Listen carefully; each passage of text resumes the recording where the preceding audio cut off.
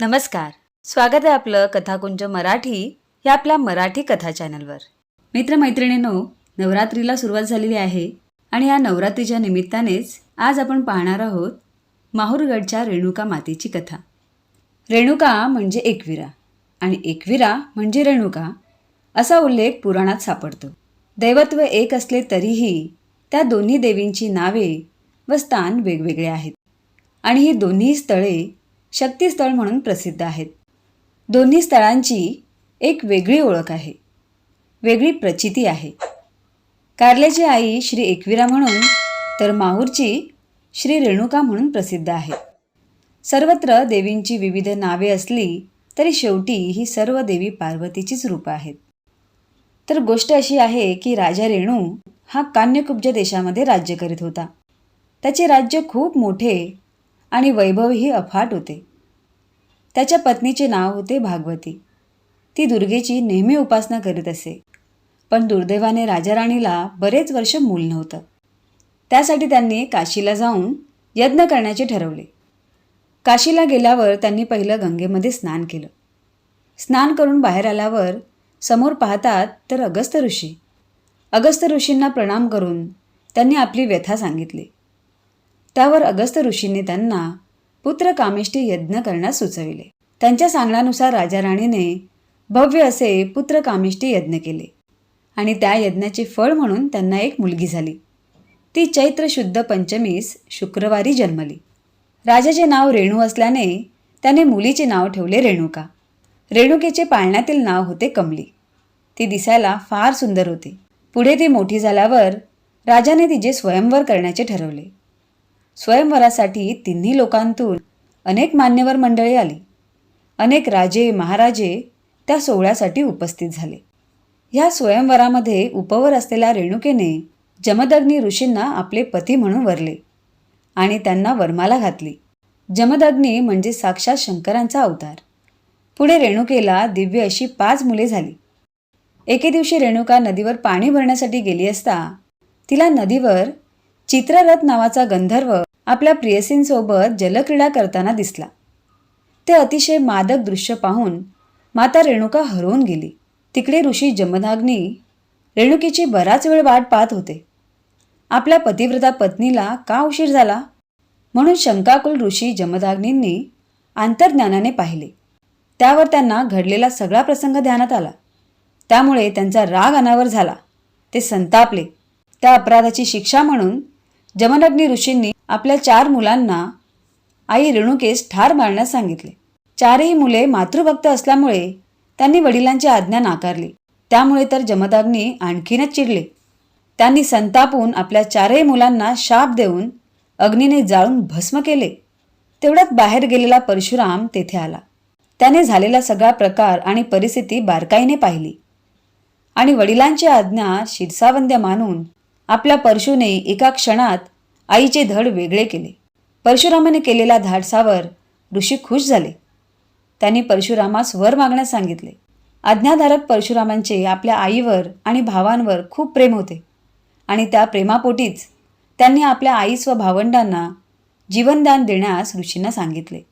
परशुरामाची ही इच्छा ऐकून ऋषींना खूप आनंद झाला आणि त्यांनी तात्काळ परशुरामाची इच्छा पूर्ण केली. त्याचे मृत बंधू जिवंत झाले, मात्र रेणुकाचे मस्तक छिन्न विछिन्न झाले होते. त्यामुळे परस्त्रीचे मस्तक जोडून रेणुकेस जीवदान दिले.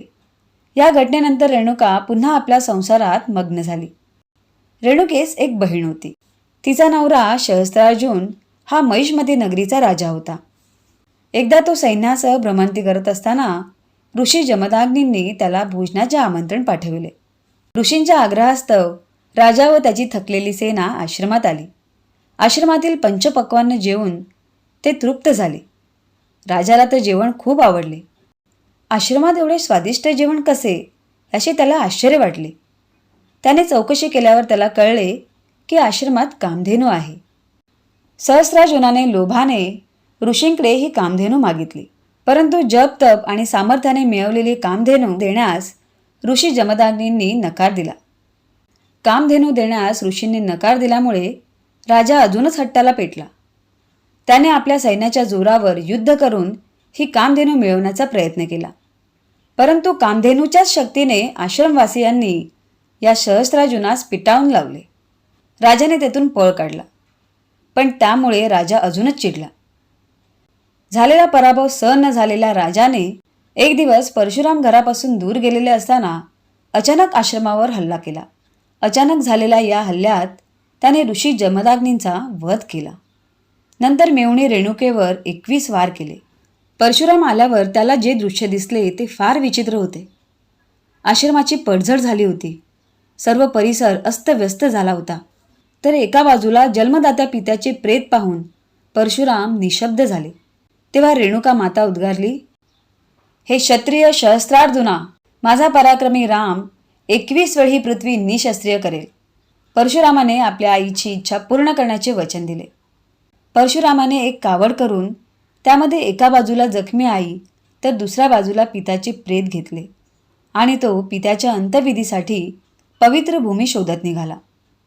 अखेर सह्याद्री पर्वताच्या पायथ्याशी माहूर गंगेच्या तीरावर नांदेड जिल्ह्यात किनवट तालुक्यात तो पोहोचला. हाच परिसर आपल्या पित्याच्या अंत्यविधीसाठी योग्य समजून मृत पित्याला त्यांनी अग्नी दिली. माता रेणुका त्यात सती जाण्यास निघाली. आपली माता आपल्याला सोडून सती चालली आहे हे परशुरामाला पाहावेना. तो फार दुःखी झाला. त्याला आठवलं की वडिलांच्या सांगण्यावरून आपण आपल्या आईचा शिरच्छेद केला होता, पण वडिलांनी दिलेल्या वरामुळे ती पुनर्जीवित झाली. पण आताचा प्रसंग वेगळा होता.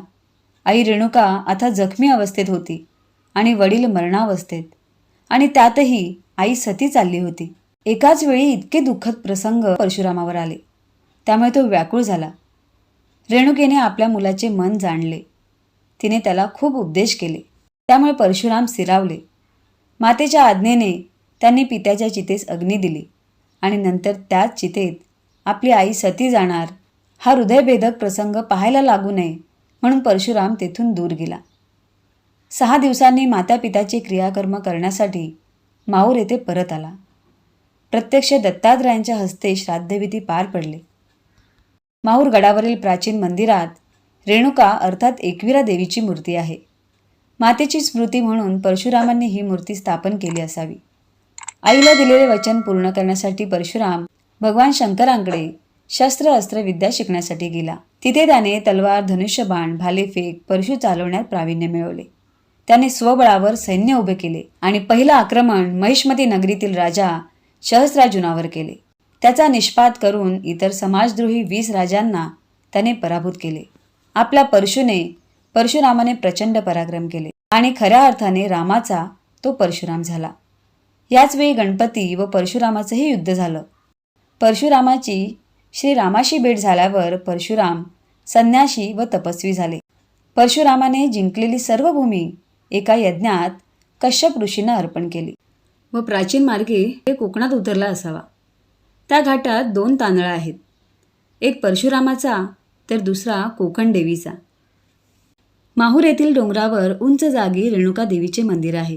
देवळात जाण्यासाठी 1200 ते 1500 पायऱ्या चढून वर जावं लागतं. गाभाऱ्यात तांदळा दगडातली शेंदूर चर्चित मूर्ती आहे. त्यावर चांदीचा टाप लावला आहे. बैठकीवर सिंह कोरला आहे. देवीचे रूप उग्र स्वरूपाचे दिसते. मंदिराच्या बाजूलाच महालक्ष्मी व तुळजाभवानी ही 2 मंदिरे आहेत. एका गौरीच्या शिखरावर श्री दत्तांचे स्थान आहे. मंदिरात दत्तांची एकमुखी मूर्ती आहे. बाजूला तीर्थ नावाचे कुंड आहे. तेथेच परशुरामाने आईवडिलांची अंत्यक्रिया केली असे सांगतात. रेणुका हीच परशुरामाची आई. तिचे दुसरे नाव एकविरा. आईच्या आठवणीने उचमळून आलेल्या परशुरामाने कडेकपारीत बाण मारला.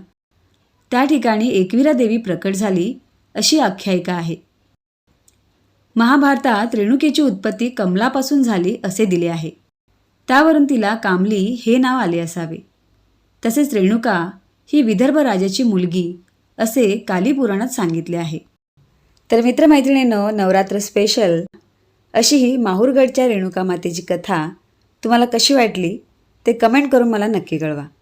आणि कथा आवडली असेल तर लाईक करा आणि इतरांबरोबर शेअर करा. आणि अशाच सुंदर दर्जेदार कथा ऐकण्यासाठी कथाकुंज मराठी या आपल्या कथा चॅनलला सबस्क्राईब करा. पुन्हा भेटूच अशाच एका सुंदर दर्जेदार कथेसह. तोपर्यंत धन्यवाद.